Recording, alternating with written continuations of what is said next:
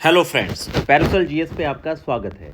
मित्रों, मुख्य परीक्षा के लिए जो जुडिशियल एक्टिविज्म आपका न्यायिक सक्रियता का टॉपिक है, ये बहुत ज़्यादा इंपॉर्टेंट है।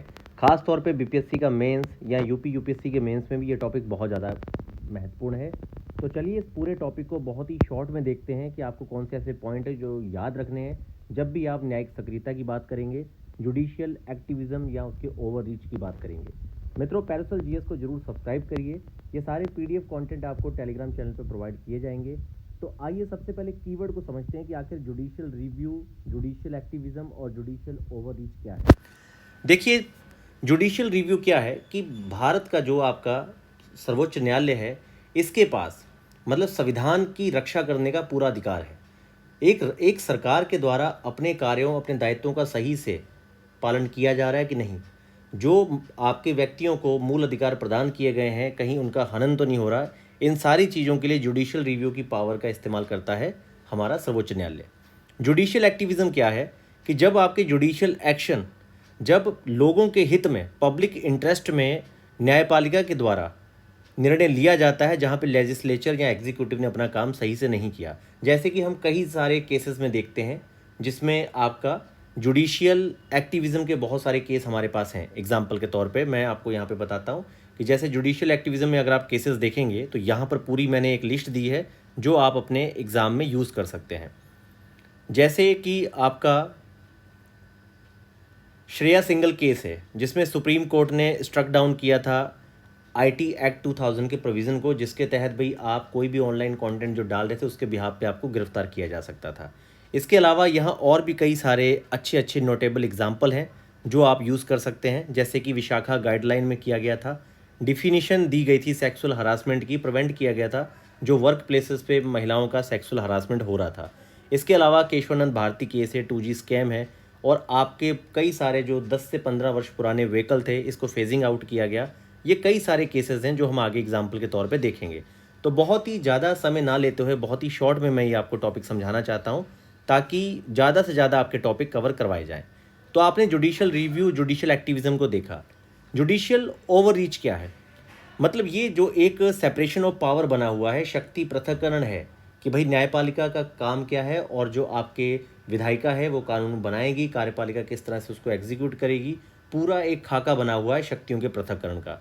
तो कई बार न्यायपालिका अपने मतलब दायित्व से आगे बढ़ के जब जनहित में कुछ ऐसे एक्शन लेती है जो कि जनता का सरकार में विश्वास को धूमिल करता है, कम करता है, तो ऐसे कई सारे हम एग्जाम्पल देखते हैं जो आपके जुडिशियल ओवररीच में आते हैं। तो थोड़ा सा एडवांटेज देखते हैं कि आपके पूरे जो आपकी न्यायिक सक्रियता है इसमें मतलब एडवांटेज क्या है और ख़ास तौर पे क्या क्या ओवररीच के तहत कमियां आती हैं। देखिए, सबसे पहली बात क्या है कि भाई सिटीजन्स के राइट, जो उनके मूल अधिकार है उनकी रक्षा। जैसे कि यहाँ पर आप एक केस ले सकते हैं, श्रेया सिंगल का केस, जहाँ पे सुप्रीम कोर्ट ने आईटी एक्ट 2000 के प्रोविज़न्स को, जो इंटरनेट पे मतलब कि आपकी पोस्टिंग को लेके जो गिरफ्तारी थी, उसे मतलब कि आपका एबोलिश कर दिया था, उसको मतलब वॉयलेशन ऑफ फ्रीडम एक्सप्रेशन बता के उसे कैंसिल कर दिया गया था 66 धारा को। इसके अलावा क्या है कि भाई आपके कृष्णा कुमार केस में क्या हुआ था कि सुप्रीम कोर्ट ने ये कहा कि भाई जो आप बार बार मतलब जो आपका अध्यादेश का प्रख्यापन होता है, पुनः प्रख्यापन कर दिया जाता है। जैसे कि आपने देखा होगा डीसी वाधवा केस है, कृष्ण कुमार केस है, जिसमें सर्वोच्च न्यायालय ने कहा था कि भाई आपको ये कानून पास करने के तौर पे अध्यादेश यूज़ नहीं करना। बहुत ही असाधारण परिस्थितियों में, या फिर ऐसी मतलब सशर्त ऐसा आ जाए कंडीशन की जब अध्यादेश लाना ज़रूरी है और आपकी जो विधायिका है, जो संसद है, वो पूरे अपने सत्र में नहीं है, तो उस सारे केस में आप इनको ला सकते हैं। लेकिन इसको एक कानून शॉर्टकट पास करने के तौर पे, जहाँ पर जो जनता के द्वारा चुने गए प्रतिनिधि हैं वो उसमें इन्वॉल्व नहीं है, तब भी बार बार इसको कानून बनाने का एक विकल्प नहीं बनने देना चाहिए। ये आप डीसी वाधवा और ख़ास तौर पे कृष्ण कुमार केस यहाँ पे कोट कर सकते हैं। आगे देखिए, बहुत सारे सॉल्यूशन हैं। जैसे कि अब पॉल्यूशन को ही कंट्रोल करने के लिए इमीडिएट सॉल्यूशन केसेस में हम देखते हैं, जैसे कि कोर्ट ने मैंडेट किया था कि डीजल के 10 साल पुराने और पेट्रोल के 15 वर्ष पुराने दिल्ली से व्हीकल्स को फेजिंग आउट कर दिया जाए, हटा दिया जाए। बाकी क्या है कि जुडिशियल रिव्यू हम देखते हैं सुप्रीम कोर्ट का। जैसे कि आप काशीनाथ महाजन केस में देखेंगे कि सुप्रीम कोर्ट ने रीस्टोर कर दिया था बैन, जो एंटीसिपेटरी बेल थी SC ST एक्ट के तहत, उसको फिर से रीस्टोर कर दिया था। तो ये आप यहाँ पर 4 केसेस बड़े देख सकते हैं। डिसएडवांटेज क्या है कि भाई सेपरेशन ऑफ पावर को इफ़ेक्ट करता है, पार्लियामेंट को कहीं ना कहीं अंडरमाइन कर रहा है, क्योंकि वो सर्वोच्च संस्था है देश में कानून बनाने वाली। तो कई बार मतलब आगे बढ़ के जब सुप्रीम कोर्ट इस तरह के एक्शन लेता है, जैसे कि हम लोग देख सकते हैं नेशनल आपका जुडिशियल अपॉइंटमेंट कमीशन के केस में हुआ था, 99 अमेंडमेंट लाया गया था जिसे बाद में रद्द कर दिया गया। तो ये आप एग्जाम्पल बहुत अच्छा याद रख सकते हैं, जहाँ पर पार्लियामेंट को अंडरमाइन किया गया था, उसे मतलब कि आगे बढ़ के यहाँ पर सर्वोच्च न्यायालय ने अपना निर्णय दिया था। अब कई सारे डेंजरस प्रेसिडेंट्स हैं, जैसे कि आप देखेंगे कि जुडिशियल ओवररीच जो है ये डिसरप्ट करती है क्रेडिबिलिटी ऑफ गवर्नमेंट। कहीं ना कहीं देखिए, जनता अपने प्रतिनिधियों को चुनती है, ये प्रतिनिधि सभी मिलकर कानूनों को, विधान को बनाते हैं, पारित करते हैं। अब इसके बाद जब बार बार सरकार के द्वारा लाई गई चीज़ों को कोर्ट किसी आधार पर कैंसिल करता है और ख़ासतौर पे उसका बेस जो है वो ओवर रीच पे हो, तो कई बार ये गवर्नमेंट में भी विश्वास को धूमिल करता है, कम करता है। तो ऐसे में कई बार बहुत अच्छे से बहुत सारी पॉलिसी को अच्छे से एग्जीक्यूट नहीं किया जा सकता। तो ये डिस्करेजमेंट है कहीं ना कहीं वोट का, कि भाई सरकार शक्ति में है नहीं और ये बहुत अच्छे सशक्त कानून पास नहीं कर सकती। तो इस तरह के डिसएडवांटेज भी सामने आते हैं देखने पर। अब इम्पॉर्टेंट एग्जाम्पल क्या है, तो हमारे पास इसके अच्छे इंपॉर्टेंट एग्जाम्पल हैं। ये कम से कम 4-5 एग्जाम्पल आपको रटे होने चाहिए अगर आप इस पर बहुत अच्छा आंसर लिखना चाहते हैं। विशाखा गाइडलाइन 1997 याद रखिए, ये प्रिवेंट करता है सेक्सुअल हरासमेंट को। डिफिनीशन दी थी इसने सेक्सुअल हरासमेंट की वर्क प्लेसेस पे। श्रेया सिंगल केस 66A जो प्रोविज़न है उसे यहाँ हटा दिया गया था, 2G स्कीम आप जानते हैं। और केशवानंद भारती केस हो गया। और आपका फेजिंग आउट पोल्यूटिंग व्हीकल, जो अभी दिल्ली का मैंने एग्जांपल दिया था कि डीजल के आपके 10 साल और आपके पेट्रोल के जो है 15 साल पुराने जो व्हीकल थे, इनको मतलब चलन से बाहर कर दिया गया था। इसके अलावा ओवर रीच के एग्जाम्पल याद रखिए। सबसे पहले तो नेशनल एंथम ही है आपका। नेशनल एंथम में डायरेक्टरी मैंडेटरी था कि भाई आप सिनेमाज में क्या है कि भाई जब भी इसको प्ले किया जाएगा तो आपको खड़े होना है, पहला ये एग्जाम्पल था। दूसरा आप ये लीजिए जो 99th अमेंडमेंट के थ्रू था आपका, कि नेशनल जुडिशरी अपॉइंटमेंट कमीशन को जो बनाने की बात हुई थी, लेकिन कोर्ट ने इसको जो निर्णय था उसे वापस ले लिया था।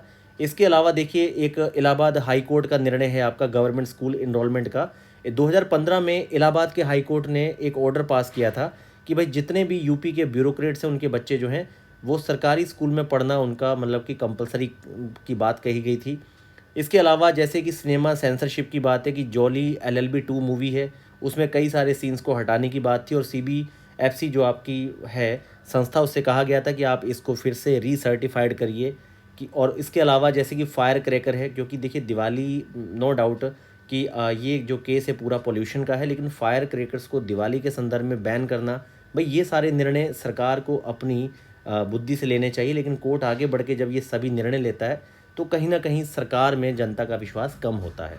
इसके अलावा आपका जो है लिक्वर बैन था जो हाईवेज वाला, ये सारे केसेस जो हैं आपके ओवर रीच वाले केस में हैं, जो कि सरकार के कानून है, जबकि यहाँ पर कोर्ट को निर्णय इस तरह से नहीं लेने चाहिए थे। तो ये सारे एग्जाम्पल आपको यहाँ दे दिए गए हैं। वे फॉरवर्ड क्या है, देखिए बैलेंस जो आपका शक्ति पृथक्करण का सिद्धांत है सेपरेशन ऑफ पावर का, उसका बहुत अच्छे से पालन होना चाहिए। Fundamental rights need to be upheld immediately, भाई वहीं पर न्यायपालिका को आना चाहिए जहां पर मूल अधिकारों का हनन है, जहां ये पता चले कि सरकार या जो एग्जीक्यूटिव है, प्रशासनिक संस्थाएं हैं, वो कानून के दायरे में काम नहीं कर रही और यहाँ पर पूरा संविधान के अनुसार काम नहीं चल रहा। तो इसीलिए ये आपकी ओवर रीच नहीं होनी चाहिए और कहीं ना कहीं गवर्नमेंट से भी न्यायपालिका को कंसल्ट करना चाहिए। तो ये वे फॉरवर्ड आप बता सकते हैं। ओवर रीच के यहाँ पे 6 से 7 केसेस दिए गए हैं, नोटेबल आपको एग्जाम्पल दिए गए हैं। एडवांटेज डिसएडवांटेज में आप 2 से 3 केस दीजिए। यहाँ पर मैं एक चीज़ सजेस्ट करना चाहूँगा कि आप DC वाधवा केस और कृष्ण कुमार का जो केस है ये ज़रूर कोट करिएगा, यहाँ पर ये थोड़ा मिस हो गया है। तो फ्रेंड्स, पेरुसल GS को आप लोग ज़रूर सब्सक्राइब करिए। मेरा प्रयास है कि बहुत ज़्यादा आपका समय ना लिया जाए और जितना शॉर्ट में कंसाइज में आपको टॉपिक प्रोवाइड किया जाए उतना आपके लिए अच्छा है, ताकि आप उसे अपने मेंस के आंसर में बहुत अच्छे से कोट कर सकें। धन्यवाद।